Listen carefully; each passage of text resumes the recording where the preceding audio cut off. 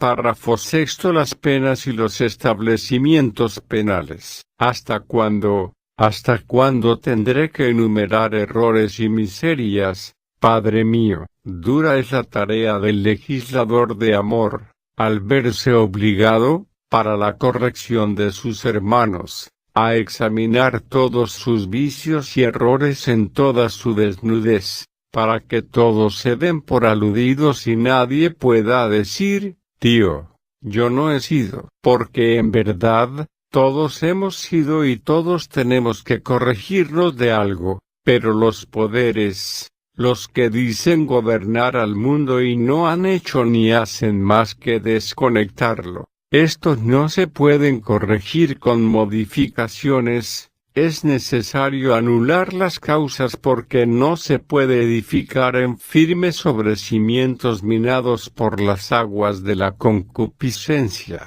La infiltración inmunda de las religiones en los tribunales hace imposible la reconstrucción, porque quedan, aunque sean muy profundas, las cuevas, llenas de miasmas y microbios destructores, y, por experto que sea el ingeniero, al edificar sobre esos terrenos, su obra se resentirá por asientos, se agrietaría y caería. ¿Queréis un ejemplo? Ahí tenéis la Francia, que pretende haber reedificado todo. ¿Puede hoy ser ejemplo de moralidad? No solo es un centro de corrupción depravada, sino que en este mismo momento que trazo estas consideraciones está la guillotina en acción donde un hombre deja de ser, contra la voluntad del Padre. En Saint-Paul se está ejecutando a Duperrat. ¿Dónde está la obra reedificada, si en nada ha cambiado del antiguo edificio de destrucción? ¿Quién es un juez para disponer de la vida de un hombre, aunque tenga cometidos todos los crímenes imaginables, para hacer justicia en esa forma? Si eso entendéis por justicia, deberías empezar por llevar a los mayores criminales, pontífices y súbditos de estos, reyes y emperadores, generales y soldados y vosotros mismos, jueces, que perpetráis a sangre fría las ejecuciones de los reos por un delito, mientras dejáis impunes los crímenes de la autocracia y la plutocracia que originaron la exasperación de los hombres, por la opresión, el hambre y la ignorancia. Ya os lo dije atrás, esa pena corresponde, por orden, desde el primer magistrado al último individuo de la religión y el estado que domina un pueblo, hasta llegar a vosotros, jueces de injusticia. ¿Quién de vosotros es tan puro que pueda acusar a su hermano? Y pues vosotros sois más delincuentes que un asesino y un ladrón vulgar, porque adelante vais con el ejemplo y la opresión. Porque no os sentenciáis antes a vosotros y podréis invocar un principio de justicia humana, pero habéis hecho una ley de embudos así a la parte ancha, dando al pueblo la parte estrecha. Y ay de vosotros aún en vuestras personas si no contuvieran los espíritus de amor la ira del pueblo, que ya no puede más, como seríais arrastrados y pisateados como reptiles. Pero el consejo de los espíritus de luz os libra de esas iras de que sois merecedores según vuestras leyes, pero porque las iras y la venganza no son de la ley del Padre, los contenemos, mas temblad, porque la justicia del espiritismo es más tremenda que cortar la existencia a un hombre y a toda la humanidad y estáis en peligro de que os alcance ese rigor, pero aún se os avisa en el tiempo de transición, abolir en absoluto la pena de muerte, u os sentenciáis a vosotros mismos, porque juicio será hecho sin misericordia a quien no hizo misericordia. es la sentencia. Los establecimientos penales son una degradación en vez de ser casas de rehabilitación. Allí no se ve más que otra mayor injusticia. Hombre de armas a la puerta, hombres de armas en el interior. Por todo, el castigo, la mortificación, el desprecio y la muerte cerniéndose sobre todos los encarcelados, calabozos inmundos que ni son propios de fieras, sin luz ni aire y hedor infeccioso, mina y mata la humanidad del preso y alimentos impropios de perros se les suministran. Esto se ve, pero hay algo que no se ve, porque no lo pueden ver los ciegos de espíritu. El padecimiento moral del espíritu del preso, que puede ser de dos modos, de rebelión o de decaimiento. Si es de rebelión, instiga a los espíritus de los otros presos, y cuando las materias duermen, tienen sus reuniones acompañados por otros espíritus que los confortan, pero que les ayudan a protestar, y si no son espíritus de amor, promueven disturbios que muchas veces son escenas de horror, o preparan la evasión dejando dormidos a los vigilantes, y la persecución les hará defenderse, prefiriendo morir en lucha antes de ser encerrados de nuevo. Pero de todos modos, ninguno se ha corregido en el encierro y fue peor cuando salió que lo era cuando entró. Se hace responsable al cuerpo, y la materia en sí no puede ser responsable, ni puede hacer el bien ni el mal sin el espíritu, por lo que es el mayor error castigar a la materia. Como sería un error achacar al traje que vestimos la deformidad del cuerpo, si el cuerpo es normal, el traje no presenta deformidad, pero si el cuerpo es deforme, a pesar del traje se manifestará la deformidad. Luego si el cuerpo no ejecuta más que lo que el espíritu quiere y éste querrá bueno o malo según su progreso, obrará según la educación y el medio ambiente en que la sociedad le obliga a actuar, porque castigar al cuerpo, con el castigo al cuerpo se exaspera el espíritu y no solo no se corrige, sino que solivianta a otras afines y vuestras injusticias en las penas las vengarán esos espíritus en vosotros mismos, haciéndoos pasar por los mismos tormentos y sufrimientos que a ellos les diste. No será en esa existencia, o sí, pero será en la inmediata de seguro, y esto os explicaría 1000 hechos que no sabéis explicaros porque sois pretendidos sabios. La materia tiene leyes que aún no sabéis, a pesar de consistir vuestra pretendida sabiduría en lo material y tangible, pero la materia es forzosamente tributaria del espíritu y de este no sabéis nada, y ahí vuestro error, vuestras injusticias, vuestros crímenes que próximamente sufriréis vosotros. Lo primero que tiene que saber un juez es la fisiología del espíritu, las leyes de la justicia divina y que el hombre no puede llamarse tal si no está descubierta en él su trinidad de cuerpo, alma y espíritu. ¿Pero acaso esto lo han querido admitir los jueces? ¿Dónde estaría su poder bruto? ¿Cómo hubiera podido triunfar el hombre animal que solo ha descubierto la dualidad de cuerpo y alma? Ese es el estado que se encuentra la supremacía y la plutocracia, que es cuando se gusta del placer en subyugación de los demás, porque impera el egoísmo, el amor propio malentendido y todas las concupiscencias de la materia. Jamás un hombre completo que descubrió su Trinidad estaría al frente de estas instituciones de crímenes, y solo 2 han tomado esos cargos, para cerciorarse y palpar las consecuencias, que les fueron tristes por cierto. Pilatos fue uno, en cumplimiento de su deber, Bismarck fue el otro, en cumplimiento de una misión que no pudo cumplir por la imposición del pontífice cristiano,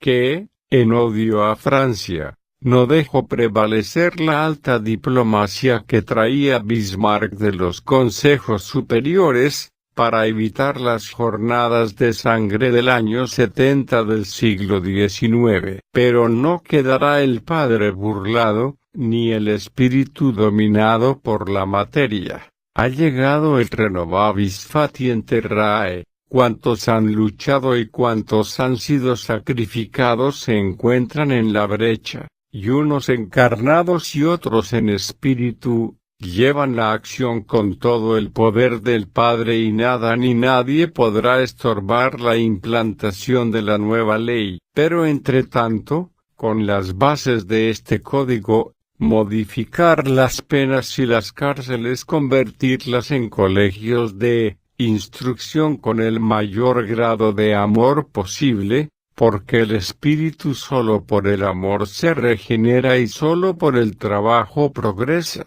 No podéis cortar la acción del espíritu inutilizándole el cuerpo del que tiene que servirse para el trabajo de progreso, y sois responsables del estancamiento de espíritu al encerrarle su cuerpo en la cárcel donde se exaspera, porque sabe que delinquió por la falta de educación, de lo que es culpable la organización social y el prejuicio religioso dominante de la sociedad autócrata. Los jueces, más que ninguna otra persona, deben saber que en el hombre hay dos fuerzas, la centrípeta o psíquica y la centrífuga o física, y que no es hombre completo en tanto no han unido las dos fuerzas. Y de su desunión es culpable el prejuicio de religión, de patria, de ciencia y de sociedad, y esto origina los desequilibrios de las facultades del espíritu, que tiene que hacer esfuerzos titánicos para que por su fuerza, que es la central e inicial de la centrípeta y centrífuga, no se le escape en su rotación la fuerza centrífuga o física de la materia. Pero como la falsa educación tiende a favorecer el extravío del físico que se cree primero, porque se le consagra toda la atención de la educación, por error, y la psiquis, que es el espíritu, no solo no le presta atención sino que si llega a manifestarse se le persigue científicamente, achacando locura, demencia, enajenación, neurosis y mil otras trapisondas hijas de un error materialista impositivo, por la supremacía y la plutocracia que siempre legisló para la materia, hasta que, por fin, el espíritu ha vencido en su tremenda lucha secular y se impone a la fuerza centrífuga y la sujeta al cumplimiento de su deber, y no por tiranía, sino en amor, porque no le coarta leyes que le pertenecen, antes le excita a su fiel cumplimiento de la ley divina. He ahí demostrado que el espíritu es amor, porque habiendo sido rendido muchas veces por la tiranía de la materia, no solo no la castiga, sino que le da los medios para purificarse y la lleva de la mano, como el padre al niño, para que no caiga en un lodazal, divinizando los actos que antes cometía con intención torcida por su error. Mas al presente hay algo más tremendo que considerar y los jueces deben saberlo. La ciencia espiritista se les anuncia, pero el código de amor universal trae descubierto el secreto y os lo dice para que no aleguéis ignorancia y podáis evitar gravísimos errores. Nunca se encontró la sociedad tan desequilibrada como en estos momentos y se cometen toda clase de atropellos y delitos penables en la ley humana, pero que muchos y la generalidad son el cumplimiento de la justicia divina, porque como estaba decretado el día de la justicia y la sentencia final se dio, la tierra, para el nuevo régimen de la ley de amor, les obligó a reencarnar a todos los espíritus que tenían cuentas pendientes entre sí, formando familias de lo más heterogéneo, para buscar la forma de dirimir sus odios, y tenéis la prueba en que, apenas hay una familia que entre sus individuos no haya alguno que en espíritu sea el enemigo más grande que han tenido. Esto es la causa de que en los últimos tiempos haya aumentado el parricidio y el uxoricidio, y por la falsa educación el infanticidio, que ha llegado a ser casi un delito insensible a sus actores. La culpa es de la ciencia, que no ha querido aceptar desde el principio de la filosofía espiritista traída por los mensajeros del Padre, para darles luz de la fase por la que había de pasar la humanidad, en la que los jueces se verían perplejos ante la clase de hechos que sólo rara vez se cometían hace 60 años y que han llegado ahora casi a ser vulgares. Y eso que llega a conocimiento de los tribunales solo el 5% y quizás no tanto. Hay un punto aún más interesante y que no es público, ni aún el 1 por 1000, es el comercio o conocimiento carnal de padres con hijas, de hijos con la madre y mucho más de hermanos con hermanas, dentro del mismo hogar. Esto responde a que entre ellos había vidas que pagar que antes las habían cortado,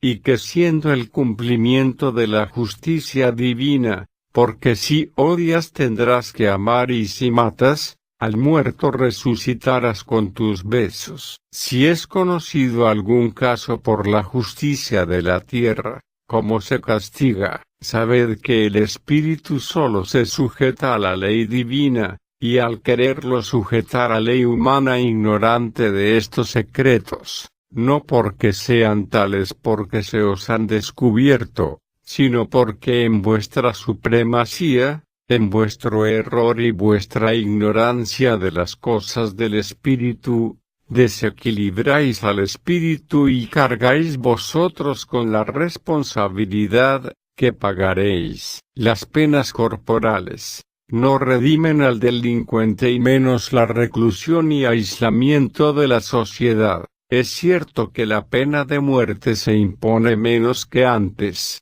pero debió desaparecer hasta la historia de ella. Es cierto también que el régimen carcelario se ha dulcificado mucho, pero debe desaparecer en absoluto. Las cárceles, aunque no lo queráis confesar, no han tenido más fin que librarse a teocracia y la plutocracia de la persecución de sus mismas obras, porque si la organización social fuese moral, no habría crímenes que castigar, porque, ¿cómo queréis que no os persigan si abrogándoos vosotros todos los derechos de toda la humanidad se la negáis a los hijos del trabajo, obligándolos a ser los burros de carga, llevando una vida miserable y de horror, no encontrando justicia a su pedido de pan produciéndolo él teniendo que andar semidesnudo tejiendo las sedas que vosotros y vestís, durmiendo en el suelo o sobre paja y poco menos que a la intemperie? En tanto que vosotros reposáis en muelles no estando cansados más que del vicio y la lujuria os embalsamáis de esencias incitantes, mientras el trabajador respira una atmósfera pestilente y pútrida. ¿Es esto justicia? ¿Es esto equidad? ¿Es esto amor? ¿Y queréis que no os odie el trabajador provocándolo y persiguiéndolo en todo momento y no encontrando justicia ni aun en millones de casos de estupro y abandono en sus mismas hijas? Poned remedio pronto o temblad, porque en vuestra mano está evitar la tragedia, pero si la provocáis, seréis aplastados como lo que sois. víboras ponzoñosas que habéis envenenado la sangre del pueblo trabajador y productor, no aleguéis que habéis heredado los bienes que poseéis, porque es otro absurdo, como, lo probaré en otro capítulo donde veréis que no hay familia más que en el espíritu. Las cárceles no pueden existir desde hoy, porque tienen derecho a la libertad más que vosotros que los encerráis. Los hombres que por vuestra culpa cometieron hechos que no habrían cometido si la moral os guiase y la ambición no os embotase. Y no creáis que digo que no se debe sujetar la maldad y el crimen. Yo vine para anular estos, estableciendo el amor y la comuna, y no hay nada más fácil que redimir al que cometió un hecho, pero no puede ser en el encierro, sino en la libertad y el amor. Hacedle ver al que ha delinquido su equívoco y le veréis llorar y arrepentirse. Pero, ¿cómo podéis vosotros ser eficaces, si el delincuente sabe que vosotros mismos le provocasteis con vuestros errores? Solo podréis hacerlo acusándoos a vosotros mismos primero. Quitad de vuestro ojo la viga y luego podréis quitar la paja del de vuestro hermano, como dijo Jesús, por sabia advertencia. Estudiad antes las leyes divinas que los códigos de fantasía que os habéis fraguado en el sueño de vuestra conciencia, y veréis que todas las cosas que pasan son el cumplimiento de la justicia del Padre. Porque ni una sola hoja cae del árbol sin su voluntad. El amor del Padre y el del juez que mandó a imponer su ley de amor, os da claro y probado vuestro error en el libro buscando a Dios, señalando la causa total de ese error y perversidades que este código acusa, y es el auto fiscal inapelable que había de producir la sentencia jurídico humano divina. Inapelable también,